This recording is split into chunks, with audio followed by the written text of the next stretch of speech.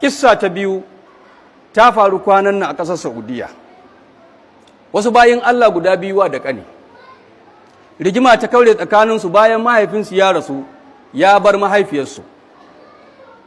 Wannan mahaifiya sai wa babba daga cikinsu ana ce da shi Hizam, sai ya ce shi yake da hakkin kula da mahaifiyarsu, ai babban wa uba in ji Hausawa.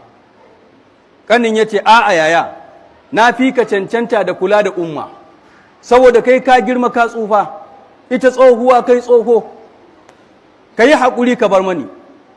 Ba su samu sulhu da daidaita tsakaninsu ba, ƙarshe wan ya ɗaga magana sai wajen alƙali, ba a kan gona ba a kan kuɗi ko bashi ba a kan gida ba a kan zub da jini ba, rigima ce har gaban alƙali akan kowa ya dage sai dai a bashi kulawa da mahaifiya. Aka kira mahaifiya, alƙali hankalinsa ya tashi, shi ma ya ji wani iri a ransa, saboda wannan wace irin shari'a ce, wannan wace irin bukata ce, ba da irin ta aka saba zuwa kotu ba. Ya yi ƙoƙarin lallashinsu, babban ya ce ina, ni ta fara gani, ni ne sama da shi, don haka na fi shi hakkin kula da ita, na fi shi hakki wajen ɗaukar ɗawainiyarta, kuma ni ne yanzu a madadin ubanmu. Ƙaramin sai ya ce a'a, shi ya tsufa ya girma, iyalai sun masa yawa, ɗawainiya ta mar yawa, uwa ma ta girma, mai girma mai shari'a, idan na bar shi da mahaifiyarmu ai ba za su samu kula yadda ya kamata ba. Ni na fi cancanta in riƙe ta, ni ne mai ƙarancin shekaru, ni ne mai ƙarancin iyalai. Kan alƙali ya kulle, ya dubi mahaifiyar ya ce, umma, zaɓi ɗaya a cikinsu wa zai kula da ke. Mahaifiyar ta tatsa hawaye a idanuwanta, ta ce, ai dukkansu biyu idona ne na dama da na hagu. Alƙali kansa ya ƙara kullewa, ƙarshe ya sunku ya yi hukuncin da ba haka ya so ba, domin dole a ba mutum ɗaya. Sai hukunci wa ƙanin, cewa ƙanin ya je ya kula da ita. Sai wani ya fashe da kuka a kotu. Kuka da borin kuka, Allah ya ji duma yunfiquna, irin kukan sahabbai, bai samu ya yi aikin alheri ba. Issa ta uku, a Najeriya ta faru, nan ba da nisa ba, akwai waɗansu mutane guda 4, a nan wata jiha da ke gabar da mu. Waɗannan bayin Allah suna da mahaifiya, amma ta rasu kafin kowannensu ya tsaya akan kafafunsa. Daga baya sai Allah ya musu arziki, kowanne cikinsu ya zama attajiri, hamshakin attajiri.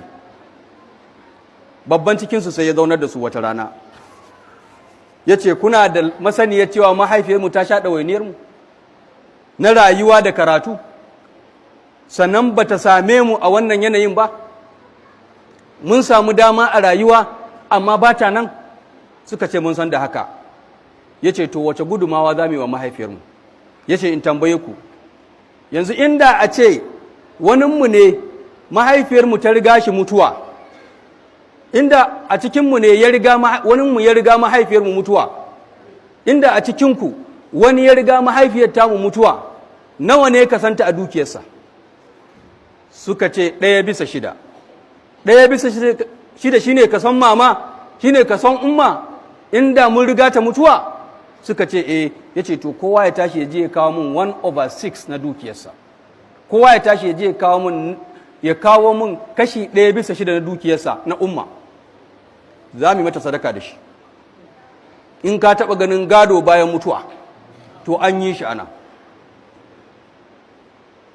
Aka ce sai da suka haɗa kowannensu sai da ya kawo abin da bai gaza miliyan 1000 ba fa almara ba ce. Mun yi zama da su suka ba mu wannan labarin. Kowannensu sai da ya kawo abin da bai gaza miliyan 1000 ba, wato biliyan 1. Munasabar da ta sa muka san wannan, sun gina Islamic Center guda ɗaya ta farko da suka gina a jihar tasu, da masallaci da makaranta da duk abin da ake bukata makamancin wannan ko sama da wannan. Suka ce wannan na farko kenan, za mu yi mata wannan a jihohin arewa. Muna son wannan ya zama mata sadaka jariya, ta dinga samu tana kwance a cikin kabarinta. Allahu akbar. Manzon Allah sallallahu alaihi wasallama ya ce, Allah maɗaukakin sarki zai nuna wa mahaifi ko mahaifiya wani matsayi wani mataki na alfarma, sai wannan bawan Allah ya ce ya ubangiji wannan kuma daga ina, ba aiki na bane, daga ina ba aiki na bane. Sai ubangiji ya ce ɗanka ne, daga ɗanka ne a gidan duniya ya nema maka gafara. Allahu akbar. Allah ka sa mu gama da iyaye lafiya. Ubangiji Allah ka sanya mu cikin